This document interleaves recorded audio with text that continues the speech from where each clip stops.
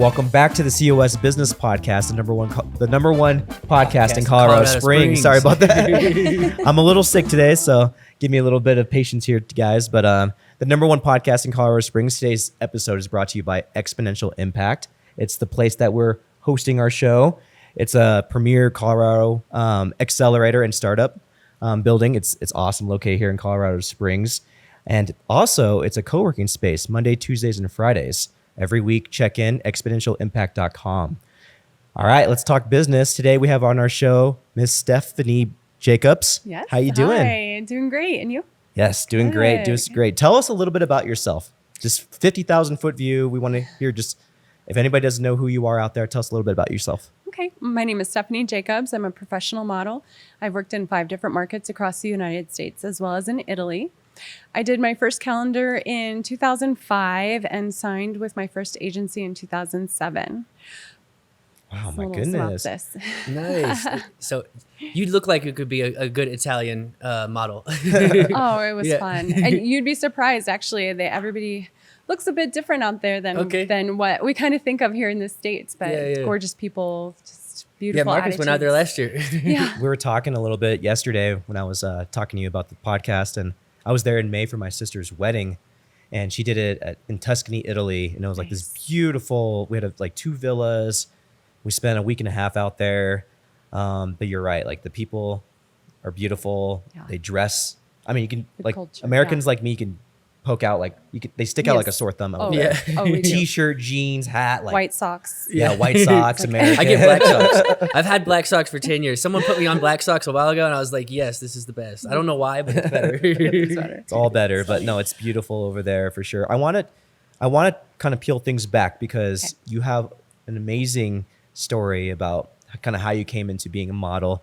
And let's start just from the very beginning of your story because it's very inspiring. Well, thank you. Well, I lived with my mom, my biological mom, and we kind of just surfed across the country in homeless shelters and soup kitchens and landed in Colorado Springs. And when I was 8, 9 to almost 10, I lived at the Salvation Army off Sierra Madre until I was put into foster care. And I had 3 foster homes. My 3rd foster home adopted me at 14. And that's when I started going to Lewis Palmer High School and Monument. They really gave me a huge chance at life, and I'm just ever so grateful. But I was always a very hard worker. I could not wait to work. At 15, as soon as I got permission to work, I started working, and I would spend my summers working and saving up money. One summer in high school, I worked 3 jobs at the same time. And I moved out of the house as soon as I could at 19 years old and graduated early with extra credits in English and science. So I was a little bit behind because I actually didn't go to full-time school like a normal child until I was in foster care. So I started school really at 4th grade. Wow. So I ended up graduating at 19. I was a little bit behind, but I ended up making sure I worked to get ahead, if that makes sense.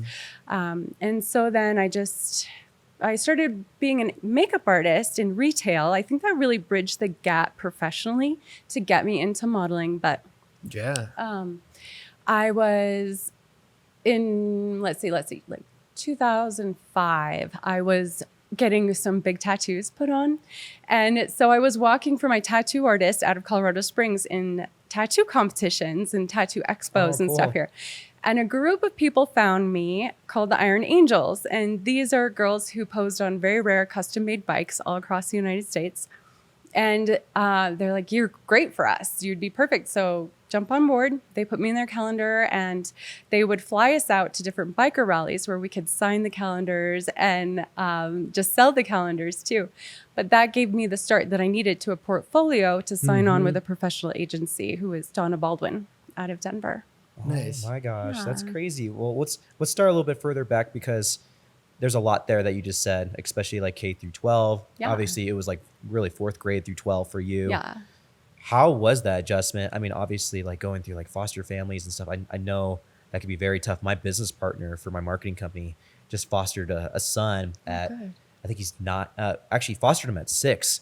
And then they finally got like everything done when he was 7.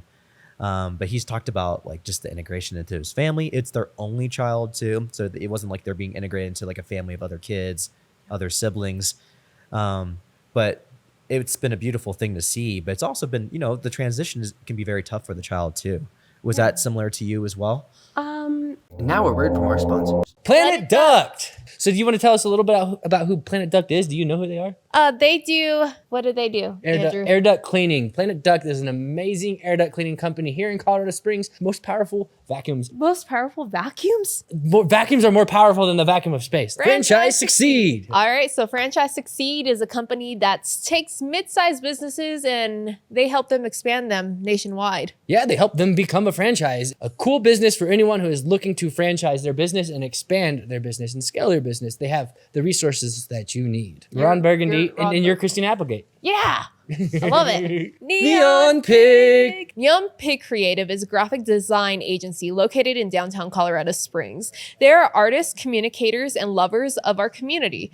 Their team provides branding, websites, design, and development, and print design with... It's so good, guys. Check them out. Neon Pig Creative. They're great. They're located in downtown Colorado Springs, just by Brakeman's Burgers. It's a good spot, so check them out. They do really good branding. Epic Eyewear. Epic Eyewear brings style and clarity with their affordable, veteran-owned sunglasses. From polarized to sports eyewear, find your perfect pair with a lifetime warranty at epiceyewear.com. Redefine mortgages. So this company pretty much caters to their first-time home buyers, low credit scores, and more. That's true. They do. Yep. So start your journey with redefinemortgages.com. That's redefinemortgages.com. Exponential impact. Andrew, this is a sick spot that you got here, my man. Oh, I wonder what it is. What is it? It's exponential impact. Oh, what is that, man? This is so cool. Exponential Impact is a startup accelerator incubator who really helps tech businesses get the funding they need to really grow their tech company. Exponentialimpact.com. I'm very easygoing, and even as a child, I just really wanted to be a good kid and please people and follow the rules and stuff. So I think that really helped. My mother taught me how to love. She was a very loving person. And so I think that really set me up for success being in new environments. And so, yeah, you'd be surprised randomly going to a new person's house and being expected to understand the new routine and the new rules. Everybody actually lives quite differently, even though it's kind of similar. Like we all have breakfast and we all have dinner, that type of thing. But at the same time, there's a quick adjustment period that needs to happen in order to be successful. But I actually feel like that taught me a lot of great life lessons because I ended up marrying into the military, my best friend's army, and we ended up falling in love in our mid-20s, even though we knew each other in high school. And so just the same kind of thing is applying where we have 22 months to 24 months in a new place. So you better hit the ground running, figure out your market, make your friends, do your thing as fast as you can, and then you can enjoy that establishment for longer if you can establish it quicker, if that makes sense. Yeah. You said you went through 3 foster homes when you first? I did. Why was that? So the first foster home that kids usually are put into is kind of a transition homing. It's a place where they tend to stay. I think we were only supposed to be there for a month, and I think I was there for 3 months. But it's basically like a temporary housing until they can find something that's more stable for you. The second home I was in, they were going through some personal issues and ended up getting a divorce. And they were so sad and wanted to keep me, but it wasn't a stable situation. And so they had to send me along.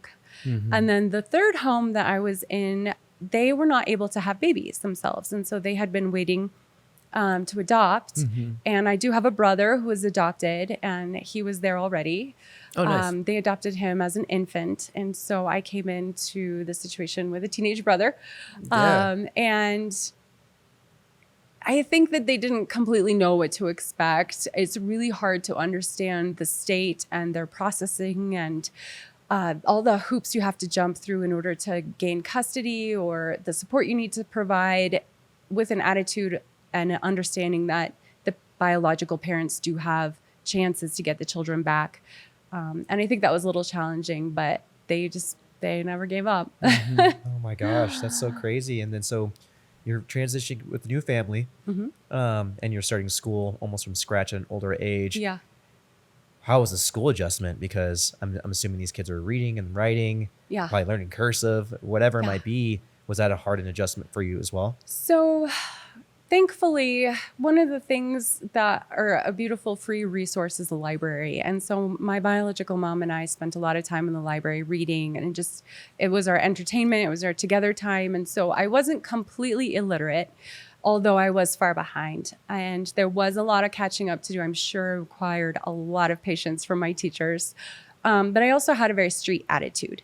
And so I was ready to defend myself in any way I needed to. I was very rough coming into a situation where the kids were,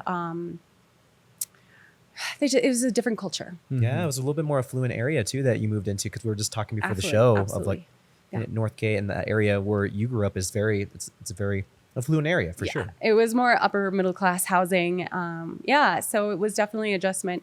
I remember on career day, they said, "What do you want to be when you grow up?" And I said, "I want to be a maid," because my mom taught me how to clean and how to be very honest and not steal and stuff like that. My mom had awesome ethics and morals.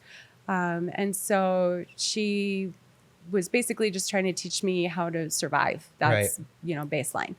And so when career day came around, they're like, "Well, we have a little bit of concern about your mind frame. We'd like you to aim higher than that." And not to say that that's not a great job. It's lucrative and it's good. But they just wanted me to kind of shift my mind frame from poverty and the streets to utilizing the new resources I had before me. That made sense. Yeah, that makes perfect sense. I That's think so much grit of a young person to go through all those different things at such a young age. And no wonder you're working through your credits at such 18, 19 to get out of school and get wherever you needed to go. I mean, it just speaks to your grit and just like being able to have to be, like you said, survival mode is a whole nother mode that a lot of kids just at that age don't know about just yet. Right. Right. Yeah. That's really cool. And it probably shaped the way for your whole life. So let's talk a little bit about like more getting into the modeling. There's a lot of people just think models, they kind of just get hired and that's really it. But there's a lot of like business ethics and different things that you have to learn from yourself, right, in order to really thrive in that industry, correct? I love that you bring that up. Yeah. Well, especially today, now that we have Instagram and all these different social media platforms, and the word model is used very loosely. And so I tend to introduce myself as an independent contractor because the word model doesn't really fully encompass all that I do. I'm brand ambassadoring, I'm organizing, I'm project managing, I'm doing all kinds of other high level things. Now that I've done it for so long, I'm not just sitting in front of a camera, and I'm certainly not just taking selfies in gym locker rooms. You are sitting in front of a camera right now. There's so much more to it. Oh, for sure. Yeah. Just like today, setting up these cameras, it's a 2-hour process. It's like there's a lot of things that goes into a lot of industries. I think that people just don't see. And for models, I don't see anything else because I've worked with models and agencies before at being a videographer, but like. You don't really I don't think most people get to see that side of models. It's like, for most people, it's probably they just take pictures. And so what are some of is there any examples you have that you've done of some of the work outside of just sitting behind the camera? Oh, yeah. I mean, I think one of the most vital asset to modeling is networking and understanding your relationships with your community, with business owners, with designers, with photographers, buyers. There's a huge amount of people. Any business owner I could assist. I mean, if they're a real estate agent or anything, I've done real estate videos. The idea is that we are very much connected. We are all consumers, and it's about spreading brand awareness and really highlighting people in what they're doing, whether they're service providers, they have a new product, I can help demonstrate products. I can also help create the products. Being a fit model means, let's say Ketty Vani is one of my favorite clients that I'm working with. She's a designer out of Denver. And so I would put on a suit jacket for her. I would be her standard size small, 6. And she would be working on the seams and creating the length. Instead of just using a mannequin, I can be moving and showing you how things are pulling and adjusting on the body. Yeah. Spider Athletic Clothing out of Boulder also hires fit models to make sure their garments are actually tailored correctly. If that makes sense. So product development is actually a huge part of what I do as well. That's cool. Yeah. Yeah. It's really interesting, especially nowadays in the times that we're at with like plus size models and just like, I guess how we view beauty in a lot of ways. Has that had a pretty big effect on your industry as a whole, bringing in folks who are plus models? And I just don't know enough about it, but I know that's been a big thing that's been kind of maybe the past 10 years, right? It's huge. It's very, very relevant to our culture right now. So we had a big push in as far as print and commercial advertising. We want to see plus size people. We want to see a more diverse collection of what beauty is. We want to see something we can each relate to. And that's a very beautiful, inclusive thing.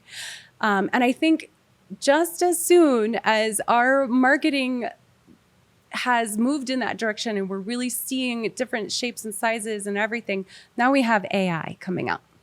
And I think that's very relevant to be aware of. Computer generated models and that are like just hyper presented in different ways. And so if we really want to keep seeing real people in our advertising, we need to be aware of what AI looks like, because you're starting to see it more and more out there. Yeah, actually, I've designed a website for a client, and I used an AI generated model as one of the main images, actually.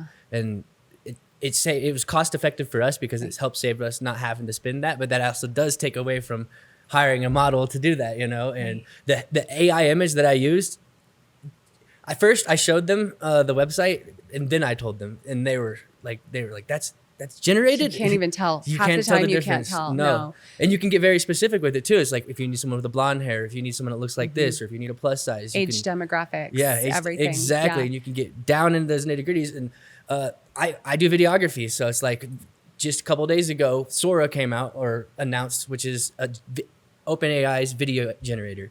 It can now create videos that don't look like, you've seen those AI videos that look crappy and they kind of like everywhere. Very animated. Now it's like they can actually nail it pretty well now, and it's not even released yet, but yeah, they're still figuring all that stuff out, so it can be scary. Is it scary for you? Well, the artist in me is fascinated and me too. and appreciative because I am a supporter of arts, fine arts, all arts. Me too. And I think it's just really cool. But at the same time, it is counterproductive to the direction we've been trying to go as far as portraying everyday people. And because I've seen like super skinny, very weird framed AI generated humans, silver fox version of humans, but just with less wrinkles and stuff. And so we're going to become a little bit more confused as to what is real and what is not. I think it's just the nature of the beast. And we already kind of are, because with filters and like Instagram and stuff like that, it's kind of already skewed what that is, I think. So the difference between hiring a model that's human and skipping the cost and AI generating something that's just fantastic is you're losing network. You're losing the ground, the boots on the ground that we are. When we go out, I'm wearing a Kedivani jacket. My earrings, I could tell you about, they have a cool story. Everybody that I encounter, I will be bringing with me the people who are in my portfolio and my network. And we create a strength in networking, right? And so community is always going to be something that we need to value, no matter the industry we work in. And so if we're dealing with AI generated things, you're going to lose community. Yeah, I 100% feel that for sure. But it's like, it's going to happen though. It is going to happen. It is. So at least we need to be mindful of it and understand what we're looking at. I think that's going to be the hard thing, is knowing what is real and what is not. I think it's very important for the human touch with anything. Like you said, you walk around, you're wearing the things that the folks that have worked with you have given you. And I think there's a whole different thing than an AI generated image of something that someone's wearing, right? Like you can tell the story of the background. Yeah. I think as humans, we really do yearn for the human touch, as much as we don't need it as much today. And as much as it seems like we don't, more and more as technology goes on. But you're so right. Like a human connection, a personal story about you getting these earrings from a cart in Italy or whatever it might be. Like we buy the story too. And I'm a marketer, so like it's all about the story and the emotional draw of something that you get, right? Or something that you purchase or whatever it might be. So yeah, it's really interesting to think down that line. I'm curious to see what happens next, but I think you're right. I think that we're never really going to lose that human touch of having someone there, you know? Yeah, I hope so. Yeah. It's, I had a question for you too, because obviously you said you married someone you knew in high school. He's in the military. You guys fell in love in your mid-20s. Yeah. How does he feel as a husband? Because I know, like for me, my girlfriend, she's a very beautiful woman, and obviously, like we worry about like other people of other sexes looking at our partner and being like, there might be some insecurities there.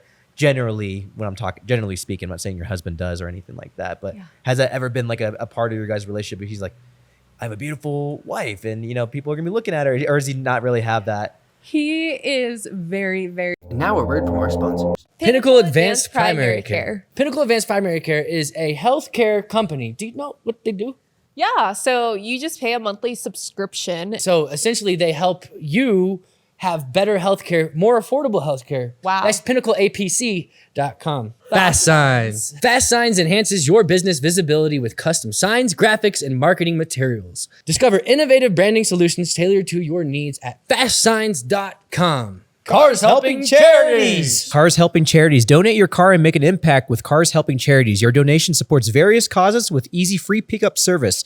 Make a difference today at carshelpingcharities.org. And what charity are we going to use today? We're going to use Mattersville. Mattersvillevets.org, right? Mattersvillevets.org. That's what we're going to use. Absolutely. Check them out, guys. They are a tiny house community based in Sedalia, Colorado, but they have locations all over, including other parts of Colorado. I think they have Hartselle as well that they just set up as well. Kansas locations, Florida locations. Yeah, Kansas, the one, it's in Olathe. Olathe. Oh, I didn't even know. That's a hard one to pronounce for sure. Check them out, guys. He is very, very secure. And he is human. So if he has moments of jealousy, he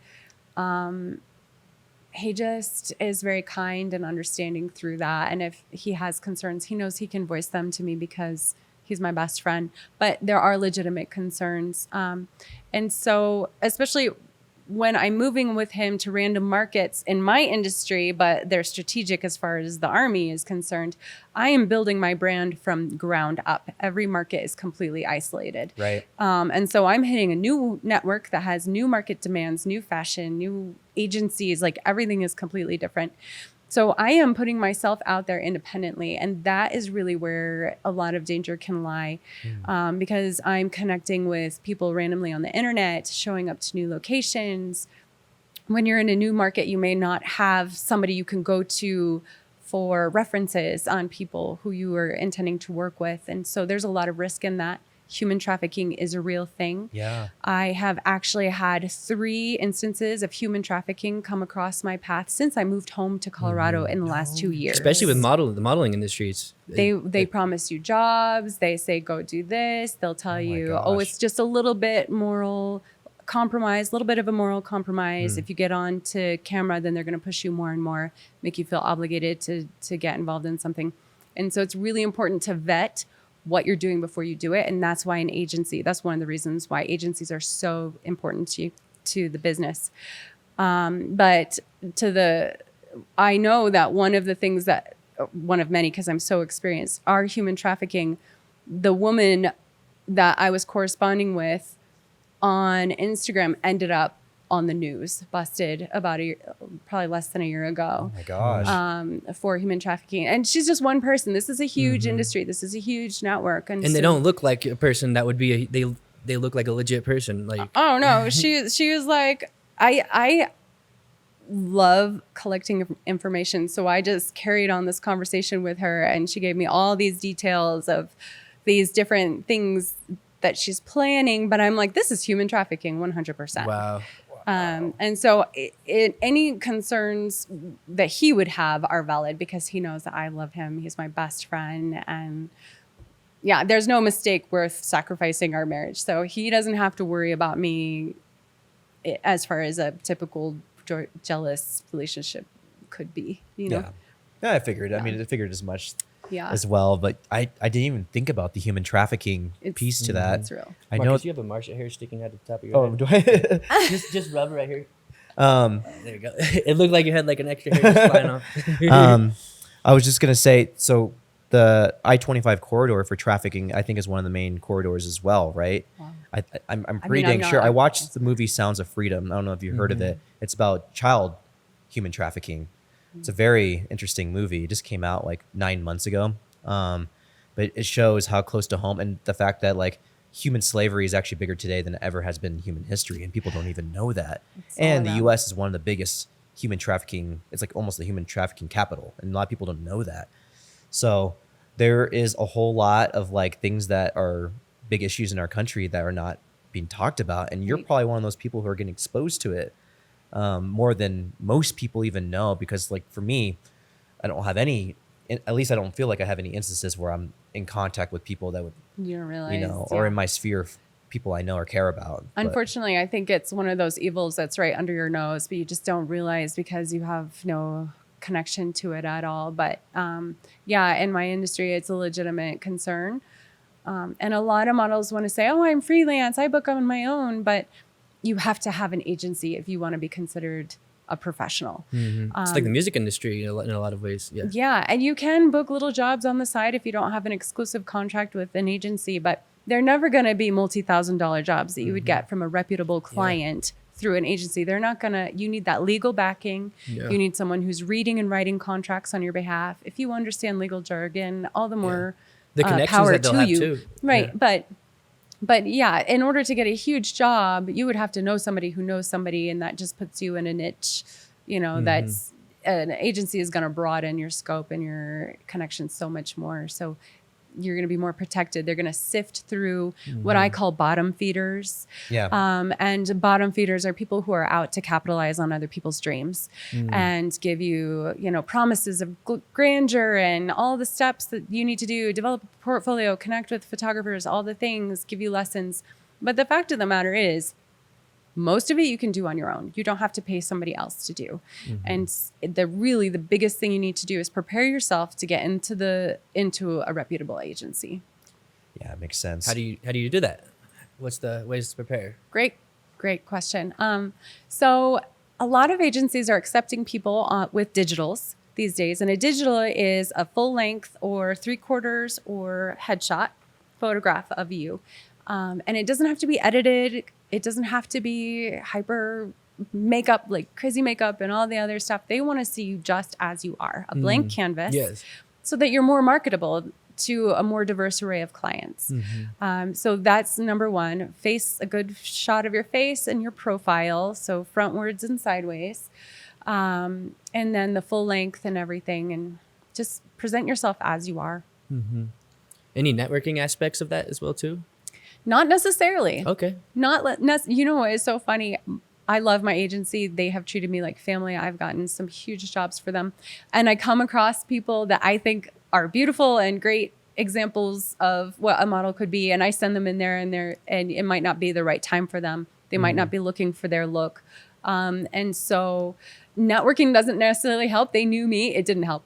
But it's just about market trends and what's on demand and how much experience you have. Are you in the right place at the right time? And there's no reason to not keep applying to these agencies. I applied to one agency 4 times out of DC, and then they finally accepted me. And then I decided they weren't booking me the right kind of jobs. They weren't representing me right. And I ended up leaving them anyway. Wow. So it's just a matter of the right time. It's timing. Well, in more order than to anything. show up at the right place in the right time, you have to Yeah. be prepared, you know? Right. And if you're Being prepared. prepared, then like if you're not prepared and the right place and the right time comes, then you just missed it, you know? Yeah, yeah. So it's like showing up. You got to show up every day and Be your best. Yeah, for sure. Yes. When you work with an agency, is there a lot of deployed resources they supply you with? Like I don't even know, like nutrition plan? Like, is there anything like that? Or is that all as an independent contractor you have to do on your own and find your own resources for? No, you're very, very independent. Actually, when I first started with my agency, I remember working so hard trying to reduce my waist size. I have more of an athletic body, so my obliques and my lats like contribute kind of to my waist size. But and they would measure me every time I go in to make sure that I'm exactly what I'm representing myself to be, because to the centimeter, it can be very important that you are exactly the size that you say that you are. And so I was working really hard to reduce my waist size, and Donna Baldwin herself stopped me and she said, stop trying to lose weight. Stop. Just be what you are. We want you to be what you are. And then that was my story, but I was already being careful of diet and fitness and trying to be my best, but to go overboard isn't helpful, right? And so I just remember feeling so liberated in that moment and being like, I'm okay. This 1 or 2 inches, I'm okay. And so there was some guidance on makeup, and I remember her telling me, wear less jewelry. You don't need to be like ornate, just be naturally who you are and what you are. And that is funny that we need that reminder so much. I think because we always have these preconceived notions of what is in demand around us, or what we should be, or like, all of these ideas. But the fact of the matter is, you're probably good enough just as you are. Yeah. And so when you have other friends who are independent contractors, models, whatever, do you guys like spit around like different types of resources? Like, I have the nutrition from here, or, personal trainer from over here. Like, what does that world look like with your network of folks? So, well, I'll use these earrings as an example. So I was doing a collaboration photo shoot with a photographer who happened to have this box of jewelry on him. And he's like, hey, let's just throw these in. We can just get them some marketing and some attention. It turns out these earrings are from Canned Goods out of Denver, handmade out of tin cans. That's awesome. They're gorgeous, high fashion jewelry. Yeah. Thank you so much. And I'm just so proud of this brand because they are so authentic. They donate a can of food for every purchase. And it's a mission behind it. Nice. Yes, it's sustainable. It's high fashion. It's a reasonably priced, and it's for a good cause. It's like everything, right? Right. Yeah. And so I would not have known about them if it wasn't for him. And so then, of course, I passed this on to other people, and there you go. There's your network. And then it's almost like a spider web. Just they got an Instagram handle? They do. Canned Goods. Yep. I don't have the... I can find it real quick. Yeah, look it up. Canned Goods. It's a good thing about it's podcasting. Just Canned Goods? Yeah. Oh, interesting. CANNED. Oh, cool. And they're like Canned Good earrings, or like, is there any... Earrings, bracelets. Yeah, it's all handmade. Gotta give them a shout out on the show for sure. We were talking about before the show, while he's pulling that up, for your love of Denver and like how you've moved all around the country, and you found yourself back in that market and just loving, Denver for what it is. Can you talk a little bit more about that and probably the evolution of it? Because I know you've been in the Colorado area for a long time as well, and probably seen a lot of changes in that space, in that area. Yeah. So there is a pretty good fashion industry in Denver, believe it or not. But the strongest aspect of Denver's market is commercial print, commercial video. And so we'll see, like I just filmed with Emmett Smith and Peyton Manning in the Bud Light commercial. What? Yeah. That's awesome. I was an extra in that. I've worked with Caesars NFL as they were launching and rebranding their new casino and Blackhawk. So I've had some like huge bookings recently. But always there's a pretty good commercial presence up there. And as we were moving with the Army, we kind of just gradually went more east. And so there's a quick stop in Oklahoma, no market there. It was pretty dry out there. And then as I got toward DC, there's the Maryland, Virginia, DC, they call it the DMV area. And that's pretty productive. It's close to Philadelphia. It's just a hop, skip, and a jump away from New York. So there's some good fashion out there. But my second favorite market would have been Florida, because you have a lot of commercial advertising as far as there's Disney, Busch Gardens, there's all the cruises. It's just a very commercial lifestyle out there because of all the traveling. Yeah, international too, because of where it's at. Right, right. So that was a very strong market to work in. Enjoyed that. But every single market is very isolated that I have been a part of. So my agency wasn't really able to help me transition into a new market. But they always supported me here at home. There was kind of the home base. Right. Is it Canned Goods clothing? No. Because I typed This that one, in. canned goods, right at the top. Oh, nice. Okay. Yes, canned goods. Canned goods co. Okay, Canned Goods Co. That's their Instagram handle. Cool. Look at that. Yes. And Gorgeous I'll probably stuff. pop some images Yeah, up on probably the screen pop for them up that. during this episode. Yeah. That's really cool. Or I It's can really just cool. pop it up. Yeah. In Miami, I mean, Miami is just like such a aesthetic. I don't know if you were in Miami when you said you're in the state of Florida. I went there 7 years ago, and like, speaking of like, I mean, like the most beautiful people you've ever seen in your life walking around, at least in America that I've ever seen, is probably Miami, and like the aesthetics and the cars and the nightclubs and the whatever it might be. Huge art scene. Huge very art scene, creative, great lots of good food. Seafood's amazing. The Cuban influence. My uncle lives there. Yeah, for it's family. it's very cool over there. We have some good friends actually who are big luminaries in Colorado Springs. Flip and Maritza, Oh yeah, Flip and who are Maritza. from Miami. They're big Miami people, and they live here now. But it's really cool because I mean, if I think of a fashion, I think of like Miami and like their crazy fashion and what they have. At least for America, like when I was in Italy, that was like a whole another step of like fashion and people's aesthetics and things of that nature. Do you have any thoughts about like just U.S. in general versus, because I know you lived in Italy as well, right? I think where you live heavily influences what you wear, not only because of the climate, but because of just the culture. Like if you were to dress Miami and then move to DC, you would stand out. DC is very political and you're dealing with a lot of elites and it's very business oriented. And so their fashion is going to be quite different. And so it's important to remember that when you move to a new market, you need to, again, adjust as quickly as possible to meet the standards that are around you so that you can be successful for as long as you can, as soon as you can. It seems to be a recurring theme in your life, by the way, adjusting on the fly really I think quickly. it's relevant to everybody. I really Sure, do. sure. I think it's relevant to everybody. Yeah, I'm wearing a brimless hat right here. And I've never heard cool. of a brimless hat before until I got this. And then as soon as I said that, Edgar's like, you'd fit in with in Denver. And if you think about it, it does seem like a Denver thing, you know? I do love that Yeah. hat. I It's thought cool, it was yeah. a beanie. Yeah, Me too. exactly. Until I That's saw what the I thought, back. But too. it's fitted. Yeah. It's exactly sewn like a hat would be sewn, but it's just brimless. And I'm like, I like that because I like to wear hats because sometimes I just like to wear hats. But yeah, We But had, this is hilarious because it's almost a year to the day. We had a fellow luminary in the Springs known as his name is James Proby, and he owns like a clothing store. What's it, like a secondhand?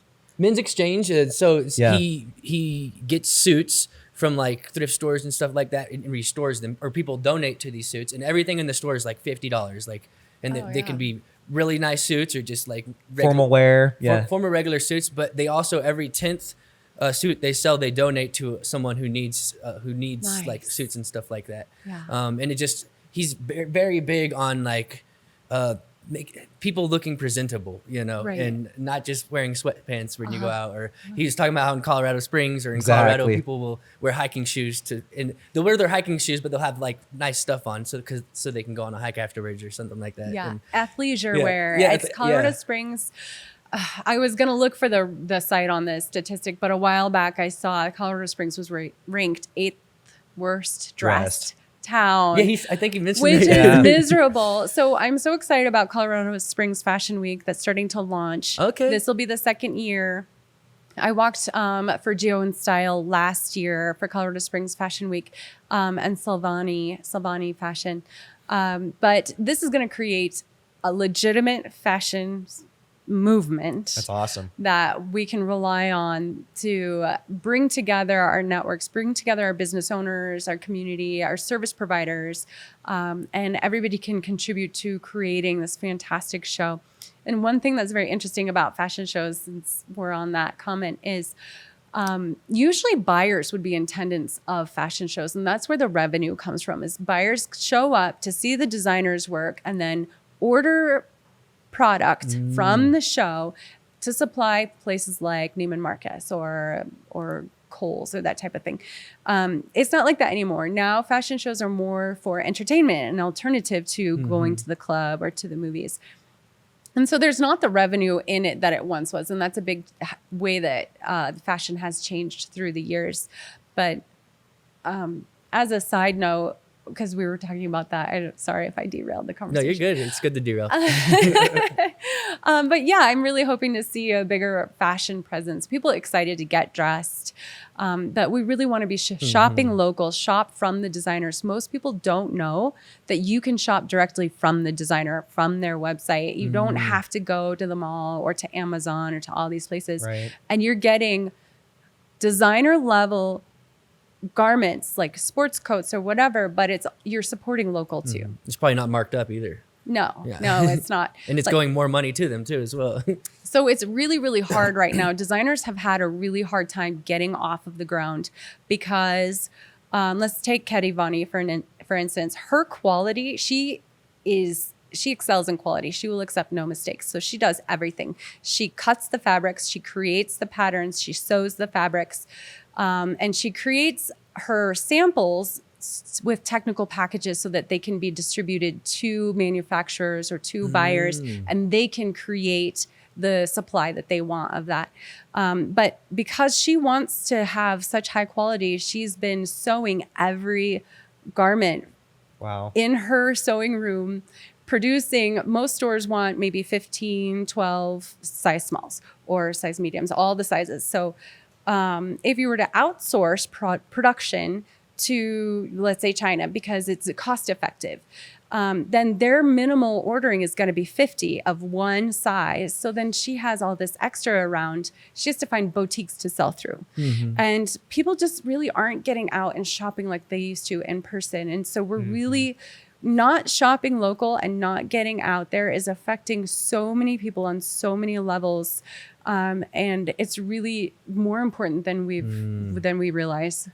We should bring up Clay Ross, Yobel. Have you heard of Yobel downtown? Shop Yobel. I think I have actually. He was on this show like a few episodes back. Oh, okay. Him and his wife actually own the company, and they only source from ethical artisans, essentially, like in different countries as well too. But they make sure that it's like handcrafted and sourced from it's ethically done and not like slave labor or something like that. Right. Which happens a lot apparently, is what he was talking about. You don't even realize. Yeah. Yeah. So it's really cool. I definitely check them out. You'd probably like some stuff over there, and I think it's within like something that you believe in and something you like as well too. So I mean, from what I only known you for an hour, but yeah, but yeah, Yeah. Our downtown area has gotten a lot of those great shops, and our hearts still go out to them because they got caught up in a fire a couple months ago. And he's so a the painter smoke- as well too. Yes, and we should get into that too. And he was in his store, one of the ones that were affected by the fire. The Oh, smoke. that's so unfortunate. Yeah. They're still looking for a space because they had to move out of that space because they had like a 12-month of like, you can't come back here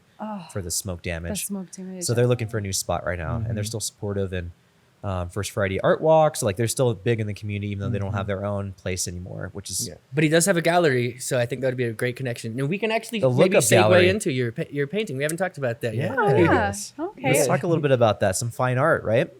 Tell us a little bit about that. I create custom fine art for the home or office, and I draw or paint realistically, surrealism, abstract, whatever you'd like. And I like to do it on alternative surfaces such as stone or wood, or I can work on canvas and paper, traditional surfaces, just depending on what the customer wants.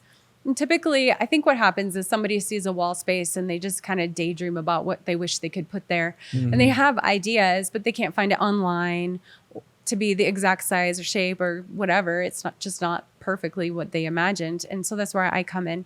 And so I collaborate with the art buyers and I can create what they've been envisioning. Help them think of what they've been envisioning too. Or we can fine tune ideas or I can just come up with it on my own, whatever they need. That's cool. And so that's got to be that's a unique, I think, aspect of that. You're not just painting and then selling. You're working with the people to help them come up with their vision. And then so how's that been going for you? Excellent. Yeah. It's fantastic. I just did a graphite drawing of a gentleman's daughters, and graphite inherently has a reflective nature to it. Just to be pencil, just plain pencil, right? And so I in the final stages of creating my artwork, I like to set it up and just kind of hang out in the room with it and do other things and look at it so I can find any mistakes that I've made or things I want to adjust. And it turned out her eyes would reflect light just right if I was kind of at a 45-degree angle from it. Yeah. That they were whited out. And then, but all the other graphite, I have this on my fine art Instagram, which I'm just getting off the ground. You can see 357 Magnolia_fine art. But as I moved the camera to be straight on with the picture and came into it, her eyes darkened. And there is no video trick to it at all. It's just the way light interacts with artwork. It's unbelievable. So are you mixed media? Mixed media. So you're an MMA art. You could MMA. say that. MMA. Mixed media artist. You could say that. So drawing or painting, I've melted colored pencils with turpentine. I figured out how to manipulate stain onto wood to create dimensionality and a value from light to dark. So I refinished my grandparents' kitchen table with this fantastic landscape, and the leaf can either be in the table, and there's a river that goes through the center of the composition, and there's a mountain range in the back, and it's all cohesive with the leaf or without the leaf. So I take out the river, close the table, and the mountain range and the landscape is still cohesive. Oh, nice. That's so cool. Like, so you have that creative side of you for sure. Yeah. Where did that come from in your life? Was that always there inherently with you, or? Oh, that's a really good question. I think my mom was really creative. She loved singing, and she had an eccentric extrovert personality, and she just drawing and sitting around. I mean, it's a pastime that doesn't cost much money, right? Yeah. Like you can draw in the dirt with a stick. And that's probably where it was. But I think in middle school, I remember specifically being like, I'm not really good at anything. You know, I'm not math oriented, or I did love science, but I wasn't sure how I would turn that into a future. And I just remember art being so comfortable. And I would sit and I would draw Looney Tunes characters and just kind of do tracing and stuff just for the fun of it. And then I realized I really have something here. That's just a God-given talent that I can hone and craft. So I've just kind of done that. But it's not necessarily the center of what I do. It just kind of keeps me sane. I was kind of similar with how I got into art. I didn't even know I was good at it until one time I was like drawing Dragon Ball Z characters, and I would trace them sometimes too. And like, it's interesting how tracing can actually teach you some of the fundamentals. But I was drawing Krillin in the moonlight because I was supposed to be in bed, and I was like in 3rd grade. And my mom came in the room and she seen that I was up, and I thought I was going to get in trouble. And then she was like, she checked what I was doing, and she like just basically said like, wow, this is amazing. And then that's when I learned. I was like, oh, I'm actually probably good at this. And that positive reinforcement was obviously theirs too, as well there too. But it was really, really cool to have that like recognition, because I thought I was going to get in trouble. And instead I got praise. And it was actually kind of funny because when I was like 13, I did some graffiti and on this building, and got like, someone called the cops on us, and we were walking back home and we got busted. But the person who the person who owned the building where we did the graffiti on, they actually liked the work so much that they didn't press charges. So there's another incident where I thought I was going to get in trouble, and then I got praised instead. So it was like, maybe this is where I should go. And so it kind of led to me. I make all my money through create in the creative field nowadays, because video is a visual art. Yes. And I never knew that until I researched it recently.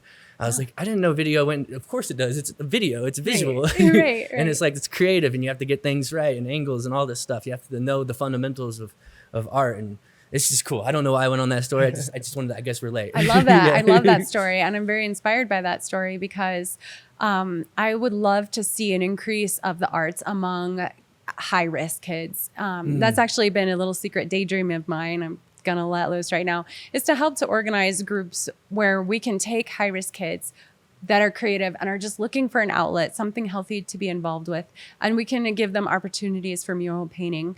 Mural painting is actually something I do have experience with, and I'm friends with fantastic mural artists out of Denver, and I think it would be a really great thing to establish in Colorado Springs. Yeah, and it could be pretty lucrative too if you're able to get enough clients, I think. Right. And because people will pay thousands like for murals and stuff, like big murals. Yeah. Well, talk to me, because for both of you, actually, this is a question for both. I never usually have one for both of y'all, but talk to me about how like creating something or drawing or painting or getting something on video, like what it does therapeutically for you guys, because there's something there, you know, to be like focusing everything, getting all the outside noise and then focusing on a task and creating something. So Stephanie, you want to start that off? Like, what does it do therapeutically for you to kind of get out of your normal day to day and just create something? First of all, it's very, very difficult to get into that space because I can always come up with a reason why I'm too busy. Yeah. Excuse me.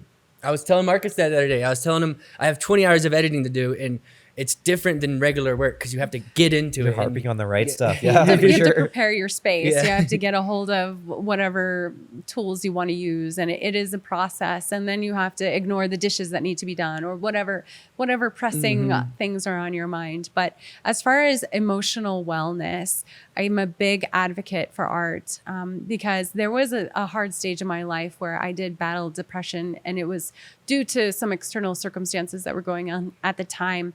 And so I really used art as something that would help me shift gears in my mind. So instead of staying at home and being tempted for self-harm, I would go to a coffee shop and I would draw. And whatever I drew, I knew I was in public, so I know I wasn't going to be making any sort of terrible mistakes. But while I'm drawing, I would draw something like a fairy or something, and maybe she's crying. And then I realized she can be sad, so I don't have to. And so I would put this emotional energy into the piece that I'm creating, and it would almost be alleviated, you know? And then anytime I felt those severe negative feelings starting to boil up, I just kind of repeated the process until eventually I was okay. Yeah. That's kind of interesting That's because beautiful. Yeah. Yeah, when I first started drawing like the Dragon Ball Z stuff, being a naive kid and also drawing, I thought I could capture their superpowers if I could draw them. So I love it. that was kind of why I wanted to draw them, because I was like, Yeah. if I could draw them, then I could be them. And Yes. so it's kind of similar to like putting that onto the fairy of the sadness. And it's obviously your version of Reverse. that is a little more mature and it makes more sense. But yeah, I thought that was interesting. I'm a big proponent of the idea of if you can dream it, you can manifest it. Yeah, and yeah. So I think like giving yourself the power and the ability to open your mind to these different circumstances, even if it's in your childhood, I think it's absolutely worth every moment, and it's productive. For sure, yeah. Did you ever show your family those drawings or anything like that? Like, I know you said like you went to the coffee shop to kind of get away maybe from family stuff or whatever it might be, but like, did they ever see like what you were creating and how beautiful it was? Or where'd you get that external validation from? Thank you. There was no external validation in those moments. And I Wow. think it's something when you're managing excuse me. Yeah, I'm the same way, by the way. Andrew's the only one who's safe right now. Here, I'll Yeah. I'm so sorry. When you're managing mental health issues and really trying to it doesn't matter if you're battling addiction or depression or PTSD or something, it's something that's very private, and it's something that you are battling within your mind, within your body, within your habits, in your life. And if you are trying to rely on external validation, you might end up not finding success because people can't see what's happening inside of you. And you really just have to grow through this process on your own and have a firm idea of where you want to be and an honest idea of where you are. That's so powerful for sure. I think it always starts with internally and within yourself. Yeah. Yeah, you gotta do it for yourself, because art is not an easy thing, you know, and it's like to learn, it's not an easy thing to learn. So it's like if you're not internally motivated, I don't think that you're going to want to spend the time to figure out how to do that stuff. So I think it has to come from within. Yeah. So how do you balance the two? Because modeling in itself can be a huge art, right? As well. Do you feel like you can get those creative juices going on the fly when you're doing your main job? There's a huge overlap of fine art and modeling for me. And when it's coming, as far as creating vision boards for a photo shoot and creating a mood or piecing together props like cars or clothing or whatever, it's all very visual art, just the same. But I actually did a fashion show a little bit ago where I wasn't actually walking, but I was there producing live art. And so I had this really cool table set up and this cool lamp, and I had my easel and I created, it was actually a black gessoed canvas and I only used white. And so I would apply the paint and remove the paint to create shadow and depth. And I used a granule gel to create a texturing. It was a crow at nighttime in front of a moon. And then there was like a building corner. And so I used a granular gel to create texture of the building. And I don't know. I do find a lot of overlap in the creative sides of things. Mm-hmm. Some of the most creative people I've ever met in my entire life have had instances of high risk backgrounds or like just very interesting backgrounds. And I've always told Andrew this. I'm like, those are my favorite people to talk to because there's like a flavor to them. There's like a grit or something about them. Do you think that's contributed to your success in everything that you've done in your career? Being creative? You know what I think actually has contributed a lot is philosophy and ethics.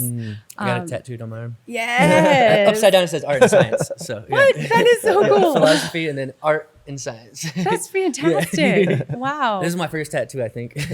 I love that. Yeah. Yeah, absolutely. Because if you understanding philosophies and ethics, I found the biggest mind-opening thing about philosophy is to break down basic concepts that we think we already know about, like love or existence, right? We think, in passing, but then when you really break it down is what is existence? What does it mean? And you are really analyzing your relationship with the world and vice versa.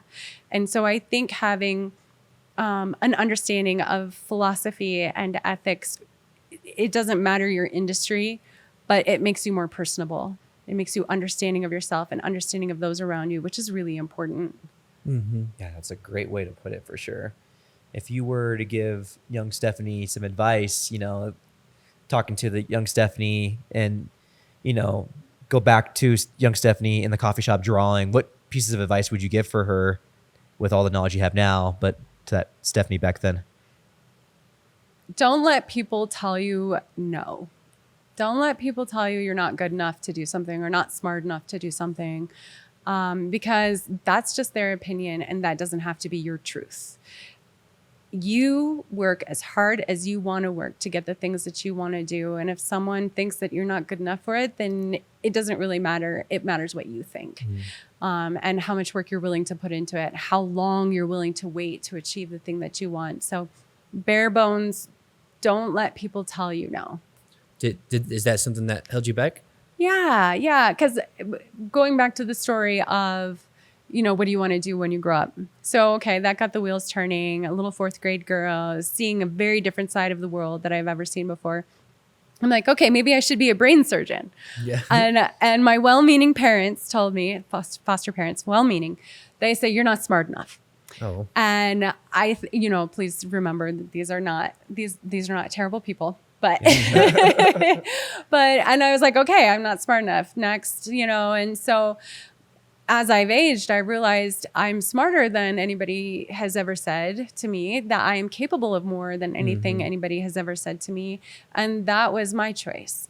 But if I don't do something because somebody told me I'm not good enough somehow, that is my choice too. It's so true. After all the interviews we've done and all the people we've talked to, or just people in my business background, you find out that like the people you look up to the most are just like you. Just everybody's just normal people, and yeah, there's spectrums of intelligence or creativity and stuff like that, but like anything is attainable, like especially if you believe in it. Right. And if that like internal cursor really pushes you forward, you can do anything in life. I always say to myself though, I'm like, if I were to go back to myself, I probably wouldn't tell myself like how hard it would have been, because I'd be like, it's harder than you could ever imagine to get to where I'm at today, but it's always going to be worth it, and that's probably something I would tell myself from before as well. But like, I truly do believe that like we're all human. We can all achieve whatever, and I was lucky enough to have parents. My dad is like more rough background. So he was like the guy on the other side of the tracks. My mother was more of like the privileged background, but still kind of rough too as well. But so I had the two different dynamics of my life of like my mom being very professional and we this is our standard. My dad just being like, whatever you do, as long as you're happy, like that's going to make me happy, like whatever you want to do. And so I've had both of those in my ear my whole life. It's kind of helped me. Can you say it like how he would say it?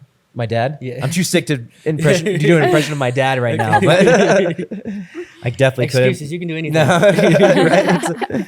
But I think that's so important what you're saying though. Like now that you've lived through your life and put in some mileage in your life to realize like you can do anything in your life that you want to do.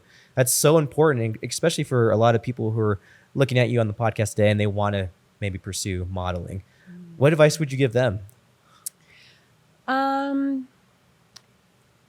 I think the biggest thing that I would want to say is know what you're willing to do and what you're not willing to do. Again, we're talking about where do you want to be in your future. Every single photo shoot you do, every single job you take from a client builds your image, your professional image. Whether for the good or for the bad. For the good or the bad. And so, think ahead and know, will I do lingerie? Will I model for casinos? Will I do alcohol? And all of those things are fine. If that's fine with you, then that's fine with you. Will I pose nude? Will I do these things? So that when you get on set, if you are put into a compromised situation, you have the self-awareness to say, this is going over my boundaries and this is not what I want to do. Because if you give into the moment and you're like, well, this is not why I'm here, but I'm going to compromise. Later, you're going to look back at that and be like, that's not who I am. That's not what I want to be involved in or how I want to be portrayed, but it's there now. Wow. And so just be very, very clear on what you want to do and what you don't want to do, because popping gym locker room selfies and there's overflowing trash in the background and toilets and stuff, that's a part of your image now. That's a part of what people think of when they see you. And so you be very careful about what you get involved with and what you put out there.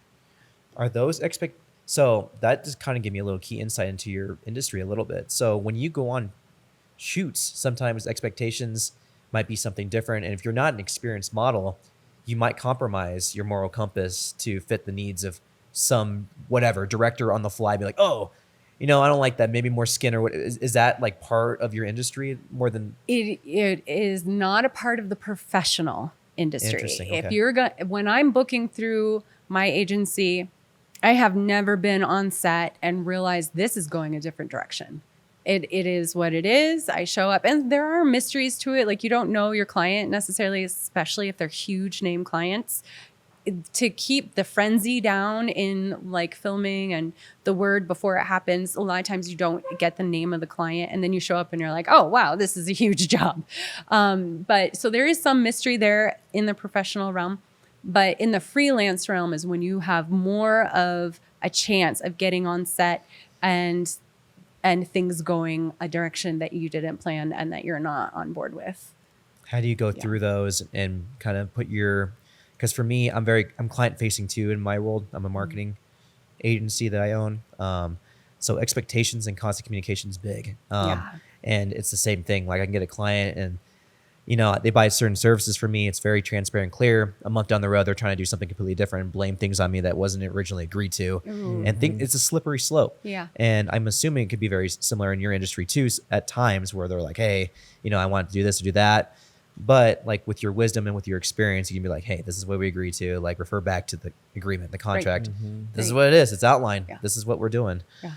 So Absolutely. I think that your experience has like helped you so much, and you can probably mentor so many young models out there who just are getting into the industry and just want to do something great. Yeah. And sometimes when you're trying to do something great, you got to understand that you can say no to things. You can Absolutely. say no to things, Absolutely. Yeah. Is there anything else you want to add to that? I mean, I think it's, gosh, that's so, My notes. it's so important. I think you're hitting on a lot of really good gold nuggets of expectations and how you handle situations in life, because you've been able to digest in your philosophy and adjusting on the fly. And it sounds like you're very well balanced of a person. You have your vices that you pull into your life, art and modeling and business and product, whatever it might be. Like, it sounds like you're very balanced. Well, and that reminds me of one thing I wanted to tell you regarding one of your questions earlier is how would I balance art with modeling? And the advertising market fluctuates. Okay. So we have busy seasons and we have dead seasons. And so a lot of, and each market you work in different parts of the country has different times of the year where they are dead and when they're just crazy busy. And so art kind of bridges the gap for me because I have to be doing something. I have to be looking forward to something. I don't know if that's a bad thing or a good thing, but it keeps me sane. So it's just a personality trait. Yeah, I think. I want to know there's something on the horizon, and I want to know there's something like in my agenda that day and that week and everything. Oh yeah, so, me too. Yeah, that's a really good thing. Oh, well, you can have your notes on the table if you want. Yeah, you're welcome. I'm hiding to. them. Yeah. You can't see what a mess I actually am. Yeah, if you want to hide it, that's fine too. No, yeah. that's okay. You're very I'm just organized. kidding. We talked I on the love phone. that you brought notes. That's awesome. Thank Well, we were you. talking on the phone yesterday, and she's like, "I got notes. I'm gonna, if it's okay if I refer to them." I'm like, that's completely course, fine. yeah. This is a Yeah, conversation at the end of the absolutely. day. We love it when people show Yeah. up prepared and treat it with a level of professionalism because we put a lot of work into Absolutely. this, you know. And I respect your time, Yeah. and I am so honored that I'm here today with you guys. Thank you Yeah, so thank much. you. This has been so many good gold nuggets. Thank you so much for coming on. Is there anything else? I know you have your notepad there. Is there anything else you want to talk about or dive into? I know especially about your industry. Is there anything else? Actually, one thing that might be of interest to you is that modeling and advertising is actually a very delicate industry. If the economy is suffering in any way, businesses are suffering, they're going to reel in their investments so that they're not going to be investing on advertising and stuff like that. And that's where people Yeah. like me end up needing to be doing something else. Like me and like him too. Yeah. marketing video, So for if, sure. if Yeah. they're not, if they can't hardly pay the rent on the building, they're not going to be investing in advertising. Exactly. Yeah. So I remember the economic crash around 2009. I was modeling full time. I was going to school full time, and I ended up having to stack on 2 more jobs on top of that to make ends meet. It was a lot. I was sleeping like 4 hours a night, and I mean that was pretty good. That was on a good day? Yeah, on a good day. Yeah. So we saw a lot of trade shows happening at that time, and the average booking for a model with hourly rate would be about $50 an hour for a trade show at that time. After the economic crash, in 2011, I'm looking around at jobs, trying to find something to do once I got home from Italy, and I'm realizing that rates had dropped for as low as $15 an hour for trade show work. It's not even, worth traveling to Denver and staying somewhere and gas and parking and all the things that add up. It's not even worth it at that point. And so I kind of shifted gears, decided to have babies, get married and do my thing and travel with my husband. But now I'm also seeing after COVID, again, the industry just crashed and everybody, you're working with huge amounts of people, large Now you got AI audiences. too as Well, and AI, we haven't seen the effect of that as much yet. I think that's just starting to Sure. to come onto the scene. But I mean, you have during COVID, we're in each other's faces doing makeup. We are working closely with people who you may have never met before on set. Large audiences, all of that just killed the industry. And so we're kind of just starting to see it come back, bigger jobs, better rates and that type of thing. But it's still, it is just coming back. Yeah. We're not quite back to 2023 where was we were. rough for a lot of people, or a lot of business owners. From what I've heard, talking with a lot of business owners, and my personal experience, 2023 was pretty rough. More rough than COVID, or more rough than 2020, because 2020 COVID, they had loans for you. Oh yeah. So that's the difference. But I mean, last year, it was a little bit rough, but we made it through, and we're absolutely. like, as soon as this year started, it's been pretty good. So Stay community oriented, Yeah. absolutely. Because if we don't, we just fall apart. Our success is so relative to those around us, and our stability. It's super important. I would just say, because I'm in the same industry in a lot of ways as you guys, as far as advertising is concerned, is that most of the big companies make their biggest breaks in those hard times. They say money's made when there's blood in the streets. That's a Cody Sanchez quote. It's an awesome quote. And it's because those who pull back, usually they pull back more and then maybe shutter their doors. While the ones who risk it all, in a lot of ways, it's very risky, can win it all. they're all and in. grab more market share. So I've always told the clients, I'm like, if you're going to go big and if you have these big lofty goals, this is the time when there's money's made, when there's blood in the streets. Because while everybody's pulling back and you push down on the gas, beautiful things can happen. So are you ready to advertise or not? Like, what are we doing here? Right. And so that's usually something that's pretty good to talk to people. I don't know, like if you talk to businesses on that front, but like, it's so true. I mean, think about the ones that came out of just 08, 09. I mean, a lot of the big tech companies, I mean, even from COVID, there's been some big companies that have come out and really had some. I think some of the biggest companies in the world were founded during recessions, like even like in the 80s and all that stuff. So yeah. I worked at a marketing agency that made 120 million a year, and they were founded in 09. Like what was going on in 09? Well, that was the very beginning of the Great Recession. No one had marketing budgets then. No one had marketing budgets, but they became one of the biggest marketing companies in the country. And they're like a father and son owned company out of Loveland. And in like 6 years, they're like one of the biggest ones in the country. That's awesome. You know, so it just attributes to those who risk it all. And it's scary, but that's what a lot of the businesses that work with us need to understand too. Like if they really do have those lofty goals, there's times when you push the chips all in, especially when you have the right plan and systems in place to move forward and do it. So yeah, I love that. And that's true. And during, after COVID, once we started seeing that, there's ways to operate safely, I remember just going crazy, all in, doing portfolio work like crazy, because then I was going to be that much further when the industry picked up. I would have all this spread of work of what I'm capable of doing. Yeah. And I did see that really manifest and help. I have a question. So what's the next 5 years look like for you now? You've been through pretty much 2 recessions at this point, right? In your career, which is, gosh, I mean, these past 2, we're all relatively around the same age. I mean, those 2 have seemed pretty big in comparison to maybe past 10, 15 years before that.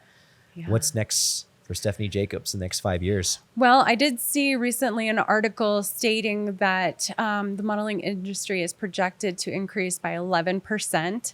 But it was like a very long period of time. I'm pretty sure it was in 20 years or something. I needed to go back to look at that so I could quote it accurately. But it's growing though, which is good. It is expected to grow, and that's what we can take away from that.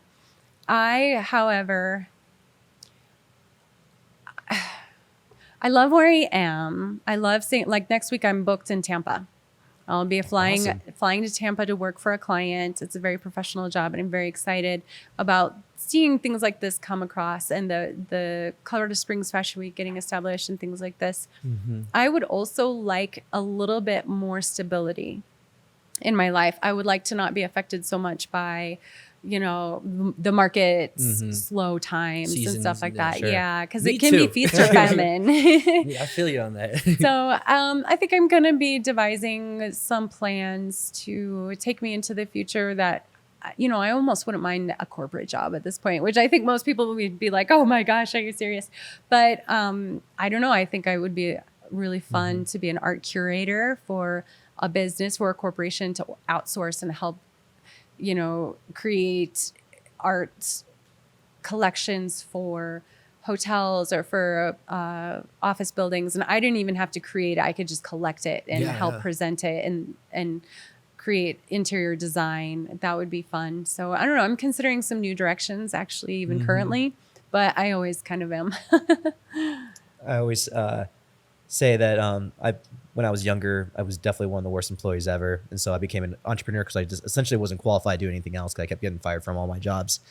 And I've always wanted to be an entrepreneur, really, in my heart. But I didn't have necessarily like a rap sheet to get the jobs that I thought I deserved when I was younger, which I actually didn't deserve, but I thought I did, right? And I think there's times in life where security is so mission critical, and depending on where you're at in life, that's very, very important. So I commend all the things you just said. I think that's very, very important to do. And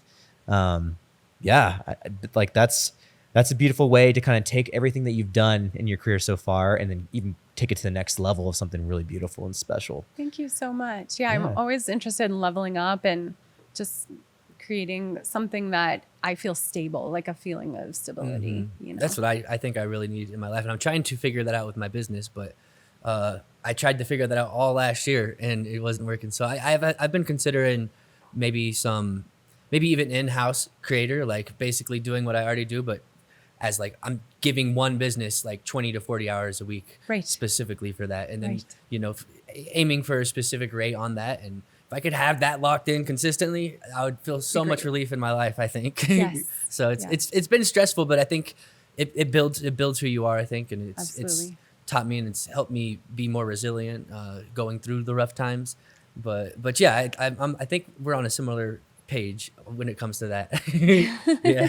There's something to be said, and you don't know unless you're an entrepreneur, independent contractor, whatever it Right. might be, of being on your own and everything being based off of your output. Right.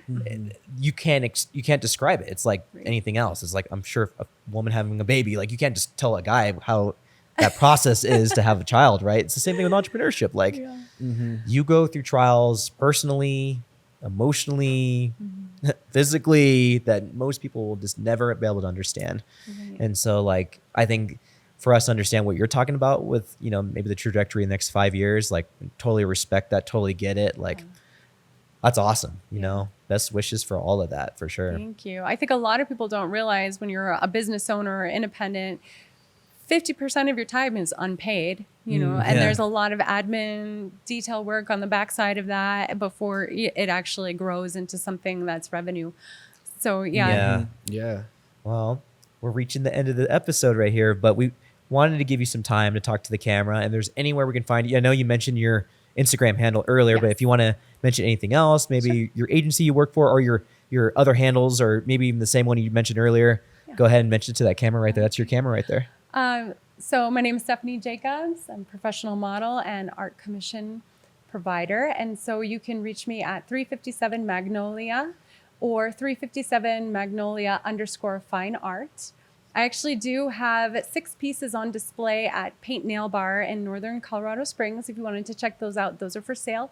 I can custom make artwork for your space that you have been looking at and anything you envision. And my agency is Donna Baldwin Talent out of Denver. All right. Well, this has been the COS Business Podcast, and we'll see you guys on the next one. Thanks so much. That was great. That was a great episode. Heck yeah. Thank you. We bounced Thank around a you. little.